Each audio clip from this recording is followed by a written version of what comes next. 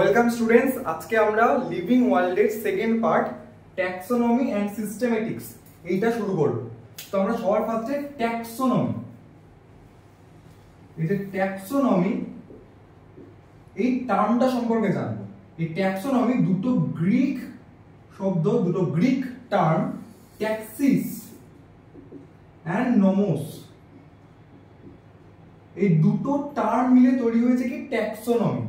Taxis মানে হচ্ছে বিন্যাস, অর্থাৎ কোনো কিছুকে ক্লাসিফাই করা, আর নমস হচ্ছে একটা রুল। এই যে বিন্যাসটা হবে, যাকে ক্লাসিফাই করা হবে একটা নিয়ম মেনে হবে। এই নোমস মানে হচ্ছে সেই রুল, যেটাকে আমরা বাংলায় বিধি বলি। এই কারণে ট্যাক্সোনমির বাংলা যেটা, সেটা হচ্ছে বিন্যাস বিধি। বিন্যাস বিধি, এই বিন্যাস বিধি বা ট্যাক্সোনমি এই টার্মটা সবার ফার্স্টে ইউজ করেছিলেন একজন সায়েন্টিস্ট, তার নাম হচ্ছে AP de Candolle. AP de কন্ডোল, তারই একটা বই যেখানে তিনি প্রথম এই টার্মটা ইউজ করলেন। সেই বইটার নাম হলো theory elementary de la botanique, le da botanique। এই বইটাতে তিনি সবার ফার্স্টে, এই বইটাতে এপি ডে কন্ডল সবার ফার্স্টে এই ট্যাক্সোনমি বা বিন্যাস বিধি এই টার্মটা ইউজ করলেন। এবারে ট্যাক্সোনমি বা বিন্যাস বিধি জিনিসটা কি? এটা হলো বায়োলজির এমন একটা ব্রাঞ্চ যেখানে কোনো একটা জীবের ক্যারেক্টারকে দেখে, তার বিবরণকে দেখে তাকে আইডেন্টিফাই করা হয়। আইডেন্টিফাই করার পরে সেটাকে ক্লাসিফাই করা হয় যে এই জীবটাকে কোথায় রাখা হবে। তো ক্লাসিফাই করার পরে সেটাকে একটা নাম দেওয়া হয়, নোমেনক্লেচার করা হয়। এই যে পুরো প্রসেসটা, এটা আছে ট্যাক্সোনমিতে। তো একটা জীবকে সবার ফার্স্টে তার বিবরণ দেখা হয়, অর্থাৎ তার ক্যারেক্টারাইজেশন করা হয়। সে বিবরণ দেখে সেটাকে শনাক্তকরণ করা হয়, অর্থাৎ সেটাকে আইডেন্টিফাই করা হয়। শনাক্তকরণের পরে সেটাকে ক্লাসিফাই করা, তার শ্রেণীবিন্যাস করা হয়, বা ক্লাসিফিকেশন করা হয়,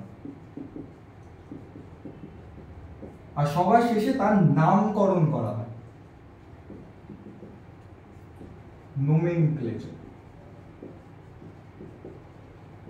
এই যে পুরো প্রসেসটা হয় হচ্ছে কোথায়? এই ট্যাক্সোনমিতে। তো ট্যাক্সোনমি কি? জীববিদ্যার এমন একটা ব্রাঞ্চ, অর্থাৎ বায়োলজির এমন একটা ব্রাঞ্চ যেখানে কোনো একটা জীবকে তার বিবরণের বেসিসে একটা নির্দিষ্ট নিয়ম মেনে, যেহেতু ট্যাক্সোনমিতে রুল রয়েছে, একটা নিয়ম মেনে তার বিবরণটাকে দেখে সেটাকে শনাক্তকরণ করা হয়। শনাক্তকরণ করার পর সেটাকে শ্রেণীবিন্যাস করা হয় যে কোন গ্রুপে রাখা হবে। তো শনাক্তকরণ হয়ে গেলে তাকে একটা নাম দেওয়া হয়, অর্থাৎ নোমেনক্লেচার করা হয়। এই পুরো জিনিসটা আসলে হচ্ছে ট্যাক্সোনমির মধ্যে। আর ট্যাক্সোনমি সবার প্রথম ইউজ করেন, টার্মটা ইউজ করেন AP de Candolle. AP de Candolle theory elementary de la botany, নাম মনে রাখলেও হবে, জাস্ট এপি ডে কন্ডোল নামটা মাথায় রাখতে হবে যে ইনি প্রথম এই ট্যাক্সোনমি বা বিন্যাস বিধি এই টার্মটাকে ইউজ করলেন। এবার ট্যাক্সোনমির পরে আসে সিস্টেমেটিক্স। সিস্টেমেটিক্স কি? সিস্টেমেটিক্স হচ্ছে এই যে ট্যাক্সোনমির একটা অ্যাডভান্সড ফর্ম বলা যেতে পারে। অ্যাডভান্সড ফর্ম অফ ট্যাক্সোনমি, অর্থাৎ এই যে ট্যাক্সোনমিতে যেগুলো আছে, এই যে বিবরণ, শনাক্তকরণ, তারপর শ্রেণীবিন্যাস, তারপর নামকরণ, এই সমস্ত কিছু এই সিস্টেমেটিক্সেই হবে। সিস্টেমেটিক্স ও ট্যাক্সোনমি সমস্ত জিনিসগুলোই হবে, শুধু এই সিস্টেমেটিক্সের রিলেশনশিপ দেখা হয়, একটা রিলেশন দেখা হয়। রিলেশন টার্মটা আসে সিস্টেমেটিক্সে। রিলেশন দেখা হয় কাদের মধ্যে? দুটো জীবের মধ্যে দেখা যেতে পারে, বা যে কোনো একটা জীবের জেনেটিক্যাল রিলেশনশিপ দেখা যেতে পারে, অর্থাৎ ফাইলোজেনেটিক রিলেশনশিপ যেটাকে বলা হয়, সেটা দেখা হতে পারে। তো সিস্টেমেটিক্স আর কিছুই না, সিস্টেমেটিক্স হচ্ছে অ্যাডভান্স ফর্ম অফ ট্যাক্সোনমি। ট্যাক্সোনমির সঙ্গে যখন ট্যাক্সোনমির সঙ্গে যখন অ্যাডভান্স ফর্ম অর্থাৎ কোন একটা রিলেশনকে যোগ করা হয়, যেমন ফাইলোজেনেটিক রিলেশন, ফাইলোজেনিক রিলেশনকে যখন যোগ করে দেওয়া হয় তখনই সেটাকে বলা হয় কি সিস্টেমেটিক্স। তো ট্যাক্সোনমি বিন্যাসবিধি এপিডেকান্ডাল প্রথম টার্মটা ইউজ করলেন, এখানে কোনো একটা জীবের ক্যারেক্টারকে দেখে সেটাকে শনাক্তকরণ করা হয়, তারপরে তাকে শ্রেণীবিন্যাস করা হয় এবং সব শেষে তার নামকরণ করা হয়। এবার যখন এই ট্যাক্সোনমির সঙ্গে কারোর রিলেশনটা বোঝায়, সেটা তার নিজের মধ্যে হতে পারে বা নিজের এনসেস্ট্রির মধ্যে হতে পারে বা দুটো জীবের মধ্যে হতে পারে, মোটমাট যখন রিলেশন টার্মটা চলে আসে তখন চলে আসে ট্যাক্সোনমি, সরি সিস্টেমেটিক্স, যেটা ট্যাক্সোনমিরই অ্যাডভান্সড ফর্ম। এইবার হচ্ছে ট্যাক্সোনমিক হায়ারার্কি। এই হায়ারার্কি মানে হচ্ছে কোনো যে এই যে জীবটা, জীবের যে বিবরণটা আমরা বুঝলাম, বোঝার পর তাকে আইডেন্টিফাই করলাম, করার পরে একে ক্লাসিফাই করা হচ্ছে, ক্লাসিফাই করা হচ্ছে ক্লাসিফিকেশন করা হচ্ছে ইন স্টেপস বা by step by step, in step by step process. মানে হায়ারার্কি মানে হচ্ছে কোনো একটা ধাপে ধাপে ক্লাসিফাই করা। এই ধাপগুলো কি, ফার্স্ট আমরা যেটা পড়বো, যেটা আমাদের মেইন সিলেবাসে রয়েছে, সেটা হচ্ছে লিনিয়ার হায়ারার্কি। লিনিয়ার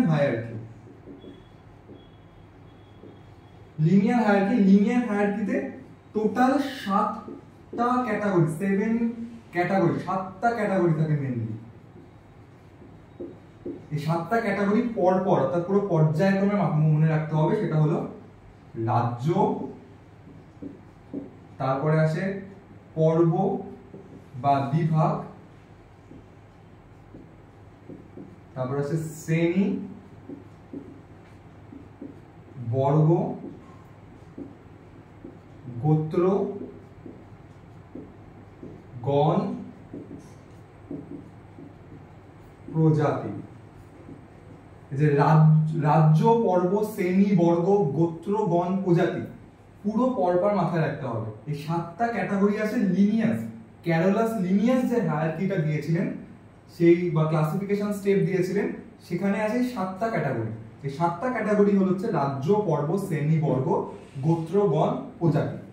এদেরকে বলা হয় ক্যাটাগরি। এই যে রাজ্য বা যার ইংলিশ হচ্ছে কিংডম, এগুলো হচ্ছে ক্যাটাগরি। এদের মধ্যে আসলে হচ্ছে ট্যাক্সন।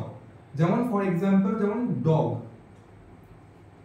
ডগ হচ্ছে একটা স্পিসিস, মানে ডগকে রাখতে পারি কোথায়, রাখবে প্রজাতিতে রাখবো। ডগকে রাখবো কোথায়, প্রজাতি বা স্পিসিসে রাখবো। প্রজাতি হলো স্পিসিস, ইংলিশ টার্ম স্পিসিস। তো ডগকে রাখছি প্রজাতির মধ্যে। তো এই যে প্রজাতি, এইটাকে বলা হয় ট্যাক্সন, অর্থাৎ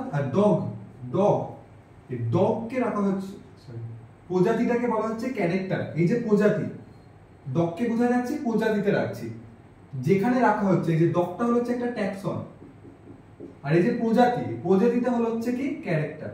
এই যে স্পিসিস বা প্রজাতি হচ্ছে ক্যাটাগরি, ক্যারেক্টার না ক্যাটাগরি।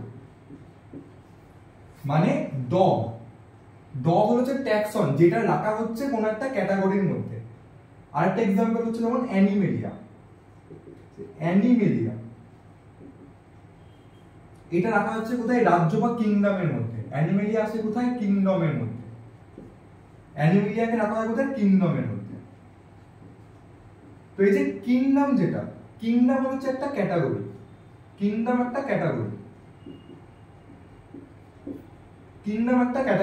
আর যে অ্যানিমেলিয়া হচ্ছে একটা ট্যাক্সন।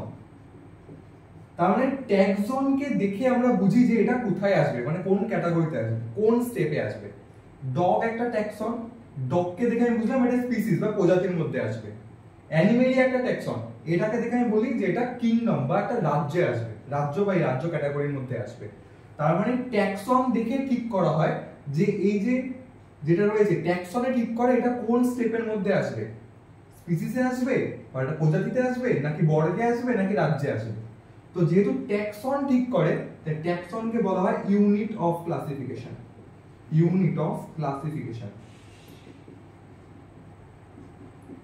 ট্যাক্সনকে বলা হয় ইউনিট অফ ক্লাসিফিকেশন, কারণ এই ট্যাক্সনকে দেখেই ঠিক করা হয় যে কোন ক্যাটাগরির মধ্যে ওটা পড়বে। যেমন ডগকে দেখে আমরা ঠিক করছি যে এটা ক্যাটাগরি প্রজাতির মধ্যে পড়বে, অ্যানিমেলিয়াকে দেখে ঠিক করছি এটা ক্যাটাগরি রাজ্যের মধ্যে পড়বে। এবার আরেকটা যেটা, সেটা হচ্ছে যে রাজ্য। রাজ্য থেকে যত নিচের দিকে আমরা নামবো তত ক্যাটাগরিটা ছোট হতে থাকবে। অর্থাৎ রাজ্য হচ্ছে সব থেকে বড় ক্যাটাগরি আর প্রজাতি হচ্ছে সব থেকে ছোট ক্যাটাগরি। তো যত আমরা নিচের দিকে যাচ্ছি তত প্রজাতির সংখ্যা কমছে। অর্থাৎ বলতে পারি আমরা যেটা, রাজ্য থেকে আমরা যখন প্রজাতির দিকে যাব তখন সিমিলারিটি কমবে, ডিক্রিজ করবে। যখন আমরা রাজ্য থেকে প্রজাতির দিকে যাব, মানে যত আমরা নিচের দিকে যাব তত সিমিলারিটি তত ইনক্রিজ করবে। কেন ইনক্রিজ করবে? কারণ প্রজাতি তত সংখ্যা কমবে না। যেমন ফর এক্সাম্পল প্রজাতি, আমরা যদি প্রজাতির কথা বলি, সব থেকে বলা হয় লোয়েস্ট ক্যাটাগরিটা, সব থেকে লোয়েস্ট ক্যাটাগরি, এটা সবথেকে লোয়েস্ট ক্যাটাগরির মধ্যে পড়ে প্রজাতি বা স্পিসিস। এখানে কি হচ্ছে, এটা যেটা সেটা হচ্ছে এখানে আমরা মরফোলজিক্যালি সিমিলার, এখানে মরফোলজিক্যালি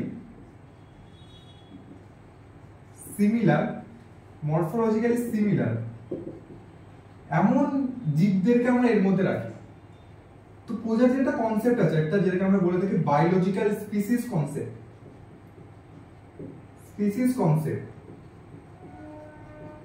এটা দিয়েছিলেন হচ্ছে আর্নেস্ট মেয়ার। তিনি বলছেন যে সেম মেম্বার বা সেম স্পিসিস কি করবে, সেক্সুয়ালি রিপ্রোডিউস করবে।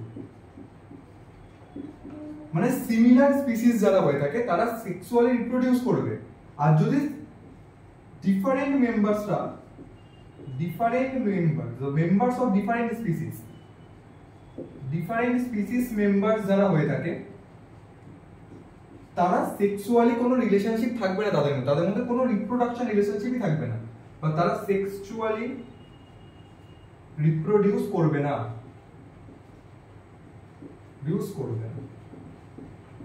এটাকে বলা হয় স্পিসিস কনসেপ্ট। আর স্পিসিস হচ্ছে সবথেকে লোয়েস্ট ক্যাটাগরি, অর্থাৎ এদের মধ্যে সবথেকে বেশি সিমিলার ক্যারেক্টারস রয়েছে, সবথেকে বেশি সিমিলারিটি রয়েছে। তো কারণ আমরা কি বললাম, রাজ্য থেকে প্রজাতির দিকে যখন আমরা যাই তখন সিমিলারিটি অর্থাৎ সিমিলার ক্যারেক্টারস বাড়ে, অর্থাৎ প্রজাতিতে সবথেকে বেশি সিমিলারিটি রয়েছে আর রাজ্য বা কিংডমে সবথেকে কম সিমিলারিটি রয়েছে। তো প্রজাতির একটা এক্সাম্পল কি, যদি আমরা এর এক্সাম্পল দেখি, সেটা হচ্ছে টাইগ্রিস, বাঘের স্পিসিস টাইগ্রিস, লিও, আর বা যদি আমরা বলি চিতাবাঘ পারডাস, এইগুলো কি সবকটা পারডাস, এইগুলো সবাই কিন্তু স্পিসিসের এক্সাম্পল।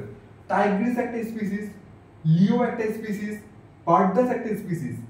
টাইগ্রিস মানে বাঘ নিজেদের মধ্যে, কারণ সেম স্পিসিস বাঘ নিজেদের মধ্যে কিন্তু রিপ্রোডাকশন করবে, কিন্তু লায়নের সাথে মানে লিওর সাথে বা সিংহের সাথে কিন্তু রিপ্রোডাকশন করবে না, বা লিও কিন্তু পারডাসের সঙ্গে রিপ্রোডাকশন করবে না। এই কারণে বলা হয় এদের আমরা মরফোলজিক্যাল যে ক্যারেক্টার সেইগুলোকে দেখে আমরা এদেরকে স্পিসিসের মধ্যে রাখি। অর্থাৎ এই যে সিমিলারিটি, কিসের সিমিলারিটি দেখা হয়, মরফোলজিক্যাল সিমিলারিটি দেখা হয়। যে টাইগার, লিও এন্ড পারডাস এরা নিজেরা মানে সেম স্পিসিস, অর্থাৎ টাইগারের সঙ্গে রিপ্রোডাকশন করবে, টাইগার লিওর সাথে রিপ্রোডাকশন করবে না। আর এই যে স্পিসিস এদের মধ্যে যখন সিমিলার ক্যারেক্টারস রয়েছে, সবথেকে বেশি ম্যাক্সিমাম সিমিলার ক্যারেক্টারস রয়েছে, এখানে যেহেতু ম্যাক্সিমাম সিমিলার ক্যারেক্টারস রয়েছে তাই এদেরকে রাখা হয় একটা গণে বা জিনাসে রাখা হয়। এদেরকে রাখা হয় প্যানথেরা একটা জিনাস। মেন কথা হচ্ছে যেটা জিনাস বা গণ, জিনাসকে আমরা গণ বলে থাকি, মেন কথা যেটা সেটা হচ্ছে সিমিলার স্পিসিস মানে সিমিলার ক্যারেক্টার রয়েছে এমন স্পিসিসদেরকে রাখা হয় একটা গণে। মানে একই প্রজাতি মানে অনেকগুলো প্রজাতিকে একসঙ্গে যাদের মধ্যে সিমিলার ক্যারেক্টারস রয়েছে তাদেরকে নিয়ে এসে রাখা হয় কোথায়, গণে রাখা হয়। তো যেমন এই যে টাইগ্রিস, লিও এন্ড পারডাস এরা কি স্পিসিস। এবার এদের মধ্যে যখন যেহেতু সিমিলার ক্যারেক্টারস রয়েছে, এদের যেহেতু সিমিলার ক্যারেক্টারস রয়েছে তাই এদেরকে রাখা হয় কিসে, গণে রাখা হয়, গণ বা জিনাসে রাখা হয়, সেটা হচ্ছে প্যানথেরা। এবার প্যান্থেরার সঙ্গেও এরকম সিমিলারিটি রয়েছে। প্যান্থেরা যেমন একটা গণ, এরকম আরেকটা গণ রয়েছে ফেলিস। ফেলিস বা সেটা হচ্ছে আমাদের ক্যাট ফ্যামিলি, মানে যেটাকে বলা হয় ক্যাটের জিনাস এটা। তো এই যে ফেলিস যেটা রয়েছে এটাও একটা জিনাস। এবার যদি দুটো জিনাসের মধ্যে সিমিলারিটি থাকে তখন তাদেরকে রাখা হয় একটা কমন গ্রুপ, সেটাকে বলা হচ্ছে আমাদের ফেলিডি বা ফ্যামিলি, যেটাকে বাংলায় বলা হয় গোত্র। গোত্র বা ফ্যামিলিতে রাখা হয় কারণ এদের মধ্যে সিমিলার, মানে যখন একই গণ, যখন দুটো বা তার বেশি গণের মধ্যে সিমিলারিটি থাকে তখন তাদেরকে রাখা হয় ফ্যামিলি বা গোত্রে, ফেলিডি। এরকম একই, মানে মেন কথা এই এক্সাম্পল সাথে মাথায় রাখতে হবে না, যেটা মাথায় রাখতে হবে সেটা হলো একই প্রজাতি, এরা কি স্পিসিস, প্রজাতি। যখন একই প্রজাতি অনেকগুলো একই প্রজাতির মধ্যে যখন সিমিলারিটি থাকে তখন তাদেরকে রাখা হয় গণের মধ্যে। এবার একের বেশি গণ, এরকম দুটো বা তিনটে গণের মধ্যে যখন সিমিলারিটি থাকে তখন তাদের রাখা হয় গোত্রে। এরকম ফেলিডি, ক্যানিডি, ক্যানিডি হচ্ছে ডগ ফ্যামিলি, এদের মধ্যে মানে এটা গোত্র, একই গোত্রের মধ্যে যখন সিমিলারিটি থাকে তখন তাদেরকে রাখা হলো হচ্ছে, এটাকে বলা হয় যেমন কার্নিভোরা, কার্নিভোরা যেটা অর্ডার।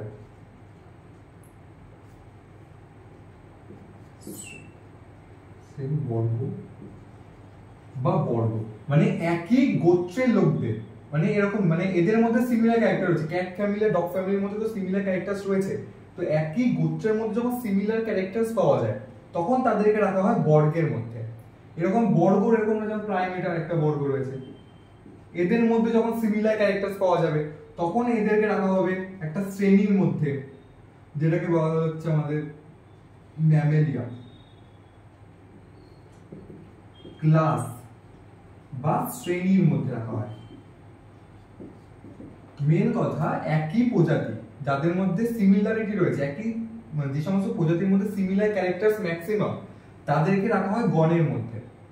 এরকম গণ যাদের মধ্যে সিমিলারিটি ম্যাক্সিমাম অর্থাৎ সমতা রয়েছে, একই ক্যারেক্টারস রয়েছে, তাদেরকে রাখা হয় গোত্রের মধ্যে। এরকম এক বা তার বেশি গোত্র যাদের মধ্যে একই ক্যারেক্টার মানে সিমিলারিটি রয়েছে তাদেরকে রাখা হচ্ছে বর্গের মধ্যে। এবার এরকম এক বা তার বেশি বর্গ যাদের মধ্যে সিমিলার ক্যারেক্টারস রয়েছে তাদেরকে রাখা হয় শ্রেণী বা শ্রেণী। এরকম দুটো বা তিনটে শ্রেণী যাদের মধ্যে সিমিলার ক্যারেক্টারস রয়েছে তাদেরকে রাখা হচ্ছে আমাদের একটা ফাইলাম। যেহেতু অ্যানিমালের ক্ষেত্রে ইউজ করা হয় ফাইলাম, আর প্ল্যান্টের ক্ষেত্রে ইউজ করা হয় ডিভিশন। ফাইলাম মানে হচ্ছে পর্ব, আর এটাকে মনে হয় বিভাগ বলা হয়। তো যাক, যেরকম একই ক্লাস যাদের মধ্যে সিমিলারিটি রয়েছে, যেমন ম্যামেলিয়া, ম্যামেলিয়াকে রাখা হয় কর্ডাটার মধ্যে। কর্ডাটা একটা ফাইলাম, এটা হচ্ছে একটা ফাইলাম, যেটাকে বাংলায় বলা হয় কি পর্ব। আর আলটিমেটলি এরকম একের বেশি ফাইলাম যাদের মধ্যে সিমিলার ক্যারেক্টারস রয়েছে তাদেরকে রাখা হয় রাজ্য বা কিংডমে, যেটা হচ্ছে অ্যানিমেলিয়া। মেন কথা হলো প্রজাতি যাদের মধ্যে ম্যাক্সিমাম সিমিলার ক্যারেক্টারস প্রেজেন্ট রয়েছে তাদেরকে রাখা হয় গণের মধ্যে বা জিনাসের মধ্যে। এরকম জিনাস যাদের ক্ষেত্রে যাদের মধ্যে সিমিলার ক্যারেক্টার সবথেকে বেশি পাওয়া যায় তাদেরকে রাখা হয় ফ্যামিলি বা গোত্রের মধ্যে। এবং ফ্যামিলি বা গোত্র যাদের মধ্যে সবথেকে বেশি সিমিলার ক্যারেক্টারস রয়েছে তাদেরকে রাখা হয় অর্ডার বা বর্গে। এরকম অর্ডার বা বর্গ যাদের মধ্যে সবথেকে সিমিলার ক্যারেক্টারস রয়েছে বেশি তাদেরকে রাখা হয় শ্রেণী বা ক্লাসে। ক্লাস যাদের মধ্যে সবথেকে বেশি সিমিলারিটি রয়েছে তাদেরকে ক্লাসিফাই করার কোথায়, এই ফাইলামে রাখা হয়। আর এরকম অনেকগুলো ফাইলাম যাদের মধ্যে সবথেকে বেশি সিমিলারিটিস রয়েছে তাদেরকে নিয়ে আসা হয় কোথায়, অ্যানিমেলিয়া বা রাজ্যে। এবার কোশ্চেন হচ্ছে সবথেকে বেশি সিমিলারিটি দেখতে পাওয়া যায় কোথায়, maximum similarity, maximum similar character দেখতে পাওয়া যায় স্পিসিস বা প্রজাতিতে। আর সবথেকে লোয়েস্ট সিমিলারিটি দেখতে পাওয়া যায় কোথায়, কিংডম বা রাজ্যে। সবথেকে লোয়েস্ট সিমিলারিটি বা সিমিলার ক্যারেক্টার দেখতে পাওয়া যায় কোথায়, রাজ্য বা কিংডমে। এবার তার মানে এবার শর্ট কোশ্চেনের জন্য এটা জানা দরকার যে লিনিয়াস, ক্যারোলাস লিনিয়াস যেটাকে আমরা লিনিয়ার হায়ারার্কি বলছি, সেখানে 7টা ক্যাটাগরি প্রেজেন্ট থাকে। সেখানে 7টা ক্যাটাগরি প্রেজেন্ট থাকে। আর একজন সায়েন্টিস্ট আছে, তার নাম হচ্ছে সিম্পসন, যেটাকে মডার্ন হায়ারার্কিও বলা হয়, যেটাকে মডার্ন হায়ারার্কিও বলা হয়, হায়ারার্কিও বলা হয়ে থাকে। সেখানে থাকে 21টা ক্যাটাগরি, 21টা ক্যাটাগরি থাকে। আর আইসিবিএন এর মতে টোটাল 24টা ক্যাটাগরি থাকে। আমাদের সিলেবাসে লিনিয়াসের হায়ারার্কি যেটা, যেখানে 7টা ক্যাটাগরি অর্থাৎ রাজ্য, পর্ব, শ্রেণী, বর্গ, গোত্রগণ, প্রজাতি, ওটা থাকে। সিম্পসন একজন সায়েন্টিস্ট যিনি মডার্ন হায়ারার্কির কথা বলেছেন, ওনার যে ক্লাসিফিকেশন সেখানে 21টা ক্যাটাগরি রয়েছে। আর আইসিবিএন বা ইন্টারন্যাশনাল, আইসিবিএন এর ফুল ফর্ম হচ্ছে international code of botanical nomenclature, অর্থাৎ এখানে উদ্ভিদদের নামকরণ করা হয়। এখানে এদের মতে টোটাল এরা যে ক্লাসিফিকেশনটা করেছে সেখানে 24টা ক্যাটাগরি রয়েছে। আর সিম্পসন বা মডার্ন হায়ারার্কিতে 21টা ক্যাটাগরি রয়েছে। আর লিনিয়াস, ক্যারোলাস লিনিয়াস, যিনি ফার্স্ট টাইম এই ক্লাসিফিকেশনটা করেছিলেন, তার ইয়েতে টোটাল 7টা ক্যাটাগরি রয়েছে। আইডেন্টিফিকেশনের পরে ক্লাসিফিকেশনটা হয়ে গেল। এবার ক্লাসিফাই করার পরে যেটা আসে সেটা হচ্ছে নোমেনক্লেচার। নোমেনক্লেচার অর্থাৎ নামকরণ, নোমেনক্লেচার বা নামকরণ।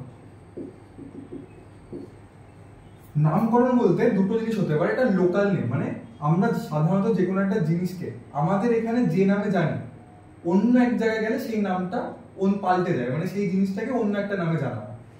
যেমন আম, আমকে আমরা আম বললে বুঝতে পারি যে আমের কথা বলা হচ্ছে। অন্যান্য জায়গায় এই আমটাকে বিভিন্ন নাম বলা হয়।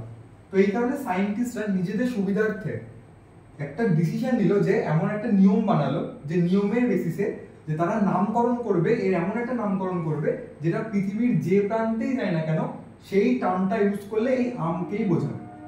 যেমন এটা ফার্স্ট টাইম এই যে নোমেনক্লেচার, এটা ফার্স্ট টাইম করেছিলেন, যিনি ফার্স্ট টাইম করলেন ক্যারোলাস লিনিয়াস। ক্যারোলাস লিনিয়াস তিনি ফার্স্ট টাইম এই যে নামকরণ বা নোমেনক্লেচার এই সিস্টেমটার কথা বললেন, যে এমন একটা নামকরণ আমাদের করতে হবে যেটা পৃথিবীর সমস্ত প্রান্তে এই একটা নামই জানবে। যেমন মানুষকে হোমো সেপিয়েন্স সেপিয়েন্স বলে পৃথিবীর সব জায়গায় মানুষই বোঝায়। ম্যানজিফেরা ইন্ডিকা, পৃথিবীর যে প্রান্তে কি ম্যানজিফেরা ইন্ডিকার কথা বলি না কেন, সেখানে এই আমকেই বোঝায়। কিন্তু আমকে আমরা যদি অন্য জায়গায় যাই যেখানে আম এই টার্মটা ইউজ হয় না, বাংলা শব্দ ব্যবহার হয় না, সেখানে আমরা আম বলে কেউ আমের কথা বুঝবে না, বা মানুষ বললে সে হিউম্যানের কথা বুঝবে না। এই কারণে সায়েন্টিফিক নামের একটা প্রয়োজনীয়তা ছিল, যে এমন একটা নাম রাখা হবে যে নামটা পৃথিবীর সমস্ত জায়গায় একই নাম, মানে একটাই শব্দে সবাইকে বোঝা যাবে। মানে ম্যানজিফেরা ইন্ডিকা বলতে এটাই বোঝাবে যে আম, হিউম্যানদের ক্ষেত্রে মানুষ, অর্থাৎ হোমো সেপিয়েন্স বললে মানুষকেই বোঝাবে, বা ম্যানজিফেরা ইন্ডিকা বলে আমকেই বোঝাবে, কোনো লোকাল নেম থাকবে না। এটা হলো হচ্ছে সায়েন্টিফিক নেমিং। এটা ফার্স্ট টাইম করেছিলেন কে? Carolus Linnaeus. ক্যারোলাস লিনিয়াস কি করেছিলেন? Set the rule for scientific naming. এই সায়েন্টিফিক নেমিং এর কিছু রুলস থাকা দরকার। এই রুলসটাও কে সেট করেছেন? ক্যারোলাস লিনিয়াসই করেছিলেন। এই কারণে ক্যারোলাস লিনিয়াসকে বলা হয় father of taxonomy. Father of taxonomy, father of taxonomy. Father of taxonomy Carolus Linnaeus, ইনি ফার্স্ট টাইম এই সায়েন্টিফিক নেমিংটা করার চেষ্টা করেছিলেন, এবং তিনি দুটো বইতে করেছিলেন। একটা নাম হচ্ছে সিস্টেমা ন্যাচুরি আর স্পিসিস প্ল্যান্টেরাম।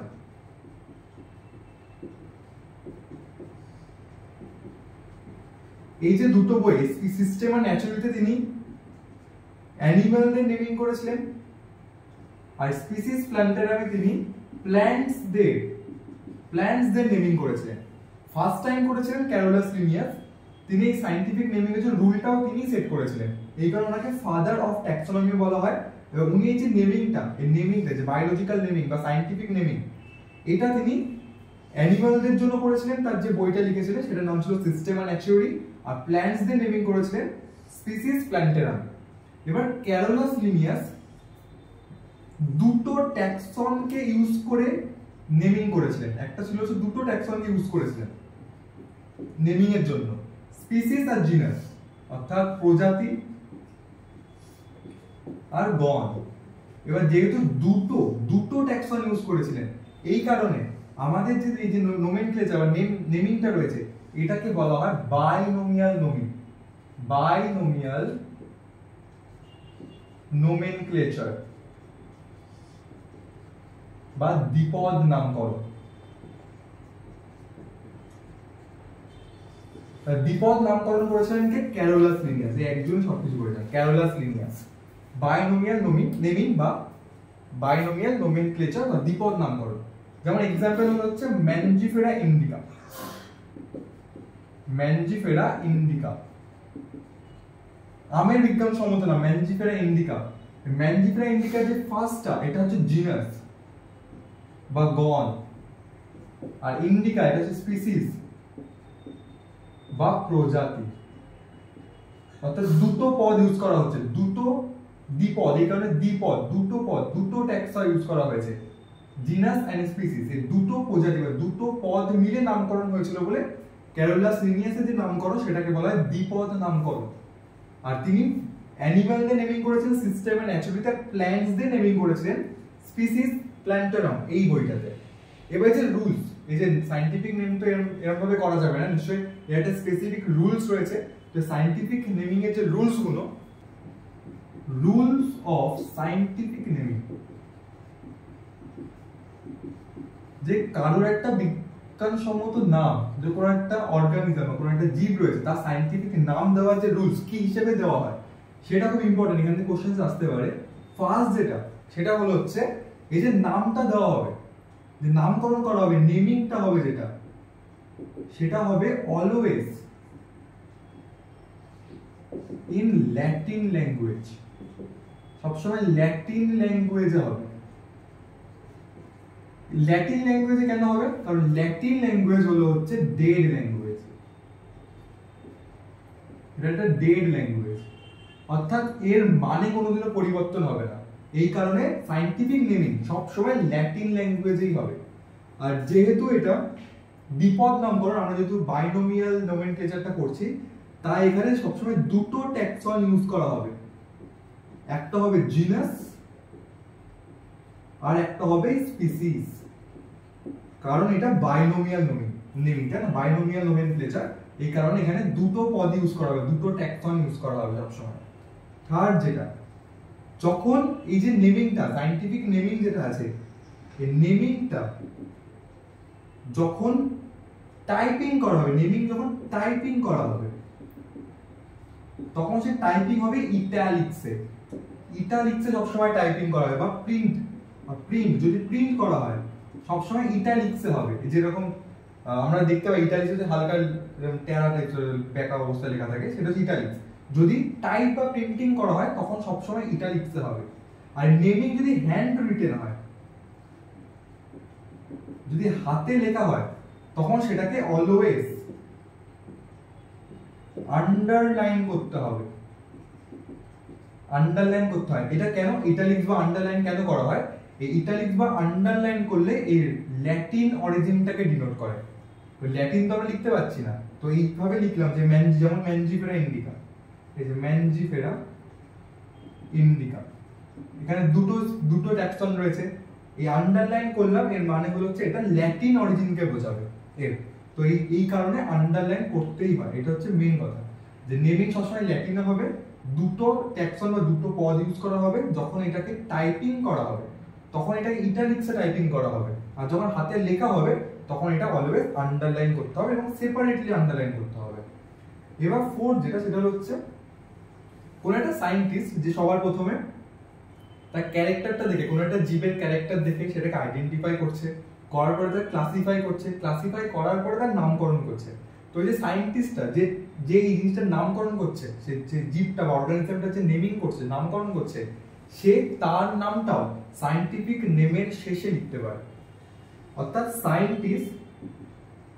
সায়েন্টিস্টের যে নেম হয় সেটা সবার লাস্টে শর্ট ফর্মে লিখতে হয়, শর্ট ফর্মে লেখা হয়, সবার লাস্টে শর্ট ফর্মে লেখা হয়। যেমন এই আমের যে সায়েন্টিফিক নেম, এটা কে করেছিলেন? ক্যারোলাস লিনিয়াস করেছিলেন। আমের বিজ্ঞানসম্মত নাম ক্যারোলাস লিনিয়াস করেছিলেন।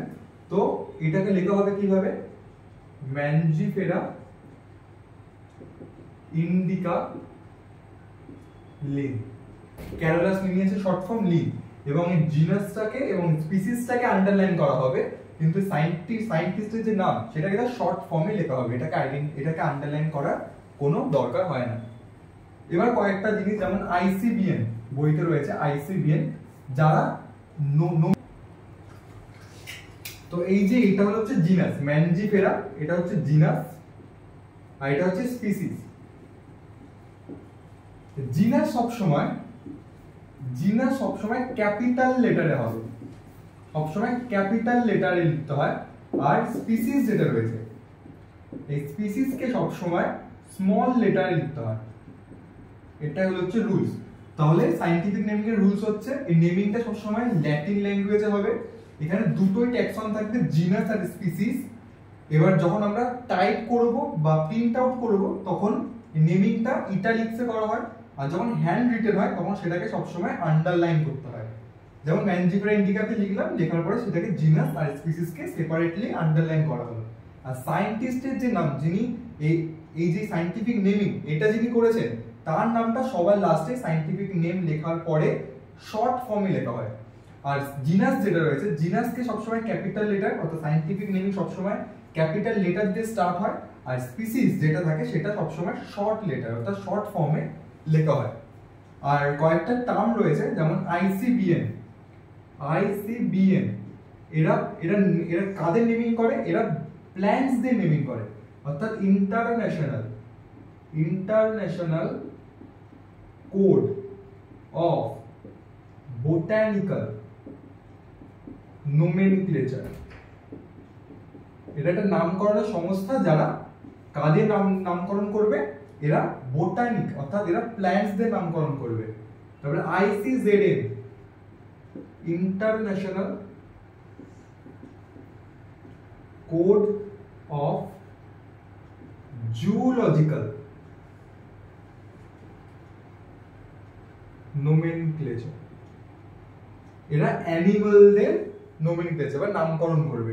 মানে এখন যদি নতুন, অলরেডি তো সবসময় কন্টিনিউয়াসলি নামকরণ হচ্ছে, কোনো না কোনো নতুন অর্গানিজমে আইডেন্টিফিকেশন হচ্ছে, তার ক্লাসিফিকেশন হচ্ছে, তার নেমিংও হচ্ছে। তো প্ল্যান্টসদের নেমিংটা করবে আইসিবিএন, আর অ্যানিমালসদের নেমিংটা করবে কি? আইসিজেডএন, এই দুটো অর্গানাইজেশন। তো আজকে এত দূরই ক্লাসটা, নেক্সট ক্লাসে বাকিটা ডিসকাস করবো।